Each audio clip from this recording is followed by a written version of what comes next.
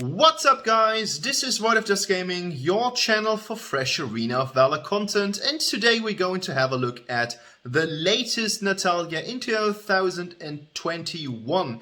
She has just been granted a new skin if you guys have bought the actual codex, this kind of featured Japanese style, which I really like, but we are going with the Shadowbug skin in today's video. And Natalya is still pretty strong. She's got a lot of alpha damage. She has good damage overall with all of her spells, even like the utility one. Your second spell is going to deal sufficient damage, and then you can nuke them with your one and your ultimate. It has always been like that, and I guess it will always been like that. If you're looking for a highly mobile character on the mage line, especially the medium line, Natalya might not be the right hero of your choice in this case. But if you want to have a crazy impact on the game, especially if you've got some CC in the game coming from the support, for example with the Dio-chan, maybe with Thane who's able to reposition people, she is really good if you can aim the skill shots. And we're going to take a look at that today. I've got my new build for you and I've got some gameplay. And as always at the end of the intro, I can just ask you to subscribe to my channel if you haven't. Hit the notification bell and put that on, because otherwise you're going to miss some of my content that I'm going to distribute here. If you like the video, a like is always appreciated. And if you've got something to say, feel free to do so in the comments section. I hope you enjoy today's video. Let's go. And here we are in the armory section. The first thing that I need to mention is the whole build is going to focus purely on damage. As you can see, we have some utility in the item build, but coming from our Arcana as well as our main build with the enchantments, the idea is to get as much damage as possible while having some utility items in there in order to make her last longer so that we can just have more damage throughout the game. And as you can see, at the moment I'm playing something which is mainly focusing on high damage. So we've got Frosties, we've got Hecate's Diadem, we've got the Holy of Holies, which is by far the strongest item, boosting your attack damage coming from the spells, the ability power. And on the other hand, I'm going with the Staff of Null, which is going to give us some magic penetration. And on the other hand, we are building rares, which is giving us as well a shield as some magic lifesteal, as you can read in the description. So the main idea is to get some damage out, but of course the healing and the shield helps us to sustain our damage over time. Because if we are building just damage items and not something that gives us a little heal if we're cleaning up minions and something like that, we are going of course to have to go back a little bit more often, and therefore this item is really good at the beginning. And something that I was missing quite a lot, you don't always have to build the full item. So for instance, you can go with the Vlad's Impaler and then afterwards go immediately and try to build Frosties, and then afterwards you're going with rares after, for example, you just finished the Staff of Null or something like that. You don't have to build the full item because, as you can see, the magic lifesteal of 15% is already in the first upgrade. You don't have to build the full item for that.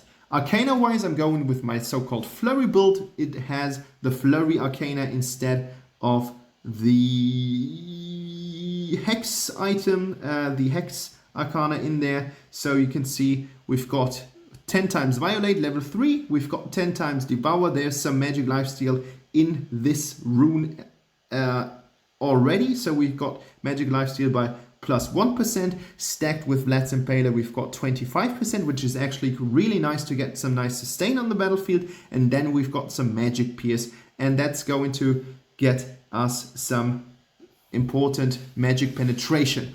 On the other hand, we're going with, again, some utility and some damage. Therefore, we're going with the Sacred Band. Ultimate gains an additional cooldown reduction. That's really good because you want to have your ultimate quite often. It's really powerful. You get a nice little shield and you can damage multiple enemies with it. If you struggle to get some mana, use Mana Refill instead over Sacred Bead.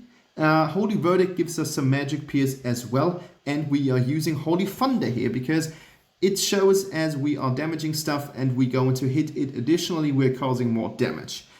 We take Devourer here because of the restoration aspect. You can see that it restores HP as well as mana. And of course we're going then with Deadly Claw, not Bone Shaker or Bone Cutter here, because we want to have that 57 ability power on top of that to get us even more damage. And that's these 15 are working right from the start. So we're boosting our ability power by 15 as soon as we enter the game. That's the build. Let's check out how it performed. Alright, so as you have seen, we are going with the Gilded Greaves. The Gilded Greaves are not an item that's going to boost your damage even further or anything else. It is there for utility and to help you survive, because we're reducing the crowd control effect that we do get from these guys. We go with a really aggressive Telenas here, which helps us to prevent some damage from Crixie. And the good thing about Crixie is she doesn't have any movement boost or something if she is not in her ultimate state. In her ultimate state, she is gathering some circles around her, so she gets some splash damage around her, coming from kind of like comets or something like that, and you are gaining a speed boost as well. But otherwise she's got some really nice knockup coming from one of her spells, and the other spell is there purely, as you can see, here comes a knockup, but I'm firing towards her and now I'm closing the distance so that all of my abilities go right into her. So pretty decent at the start. We are going to deal some damage here to Chogna as well. Chogna has been roaming around, I don't know, for whatever reason, and because it's your bread and butter, you are going to upgrade your first spell over the second one. Trust me, it's just better this way, because it's just going to deal a lot more damage over time. Utility from the second command is nice, but you want to have the first one. The damage from Crixie is actually quite lowish. Crixie is one of the top damage dealers in the meta, which means at this point of the game, from the current updates and all the nerfs and buffs that we have been seen in the game. But I was a little bit surprised that her damage was so low, but it's going to change over time. So don't take anything for granted. Even if she is not dealing that much damage right now, that can come. So always be careful. Now Wukong is up here and he's going to deal some damage to me, but he has been eating 2 tower shots, and that's a nice trade-off because I am basically nearly full. Abyssal Dragon has been secured quite fast, quite early in the game. 2 minutes 30 played, and he is here. So that has been a really good remark here. We defeated him, and now we're going to get the first kill on Crixie. Now we need to be careful because Aram was getting this dude in her ult, so we won't damage him.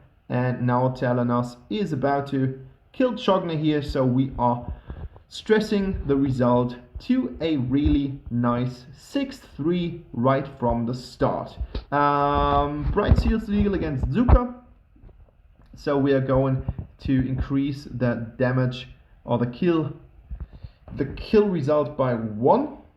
And now we are back on the lane. Always go for some roaming if you can. That means if you have just finished your wave, you are free to move either bottom or up. And now you can see, as I said, it's quite devastating. That ultimate is really good, but of course right now I do have some struggling going in here, and by chance I was super lucky of my team paying close attention to the map and the actual flow of the game, because otherwise I would have been dead. But that was super well played from both Payne and Aram at this point. So great job, guys. If you ever stumble across this video, that was Ace Gameplay. Thanks for saving my butt there. And right now we have been increasing our kill total results to 11 kills right now. 3 are going on my account. So that's something that you can actually work with. Now I do get some more gold here coming from those minions. Chogna is really getting the deal in, and you should never ever put damage on your Aram here. if you don't know that she's going to survive it. But with little help, I do get my next kill here in line. And as you can see, we are shredding that person apart. Coming from... And I'm gone. I should have flickered here to save me from the kill. It would have cost 1 talent here, but on the other hand, I would have been back in the game, and I could have just retreated. Now I need to wait for a couple of minutes, so that's pretty bad. But now I'm back alive. So it was a misplay. I should have flickered out here and saved my health points. It would have been quite little, but better low on health than dead, because it's going to cost you some valuable seconds, and these seconds are especially more important throughout the game. If you're arriving at late game, those death things are going to last quite a lot or quite long.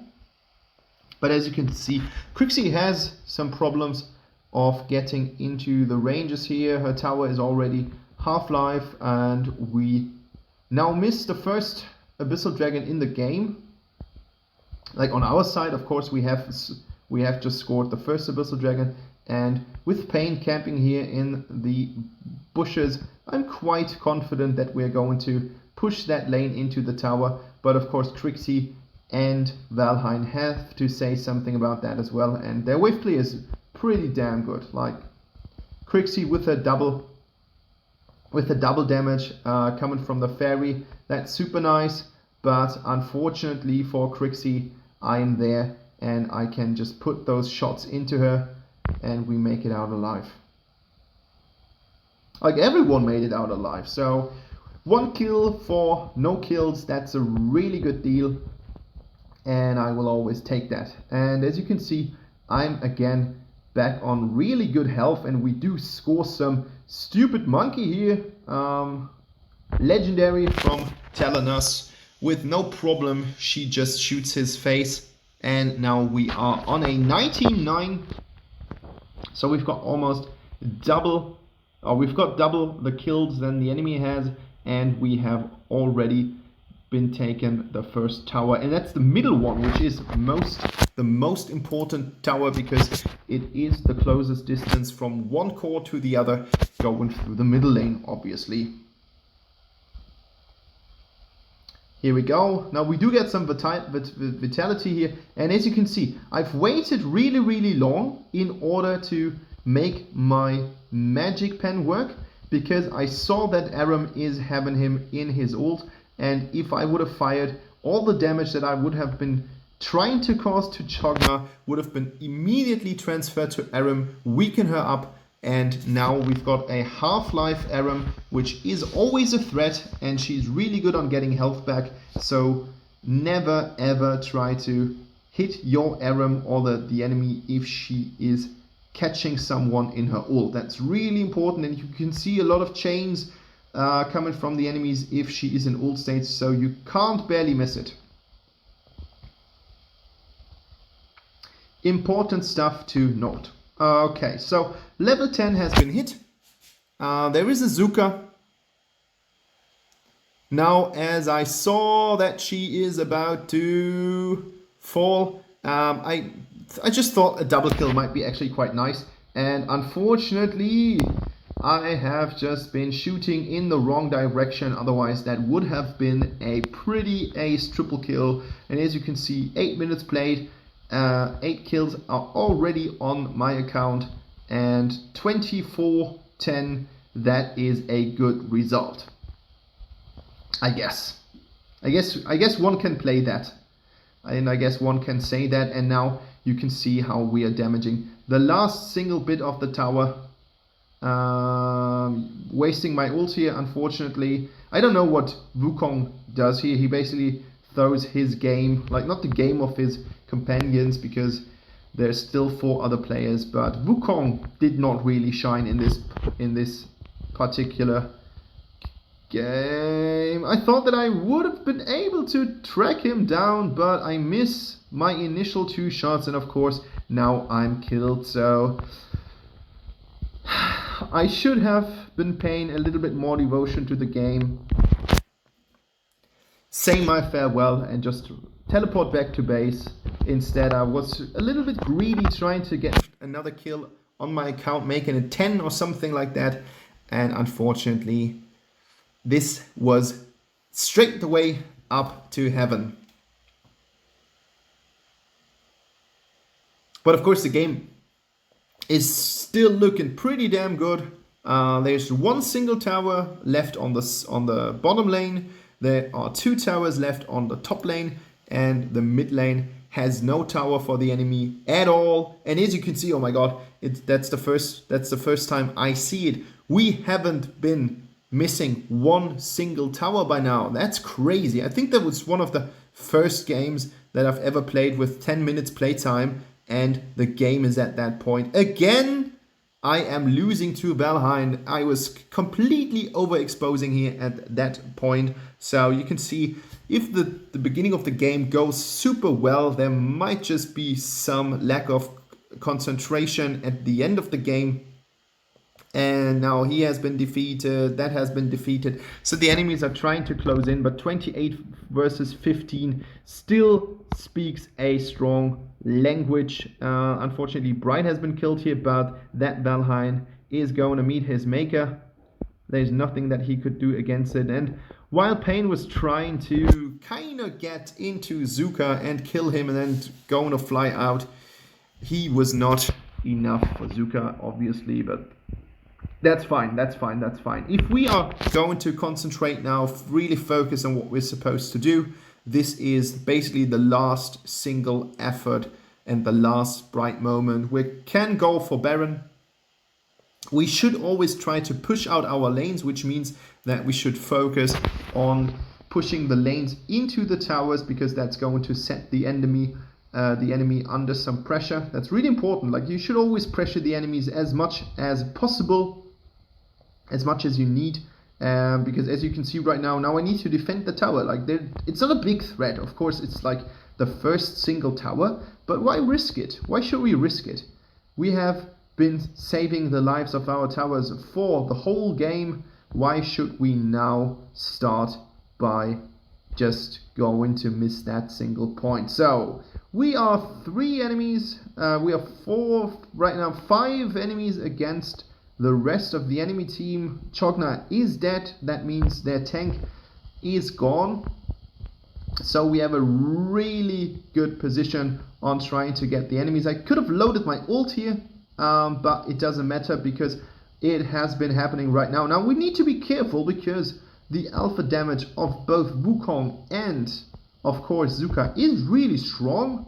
So you got to be careful with that. And we don't have any minions. Now they come, but the enemy has already been surrendering the game, and I would say that was a clear finish.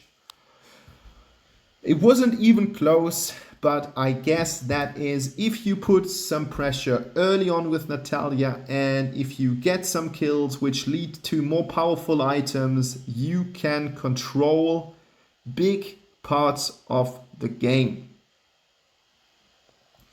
It was really good that we had Aram with all of her crowd control, because she helps us a lot. And then you can just apply the damage. As you can see, 23 right here. Good participation, second best in the game. So that was a really good game, and I hope you guys have some good moments in that. See you around. Bye bye. Thanks for watching.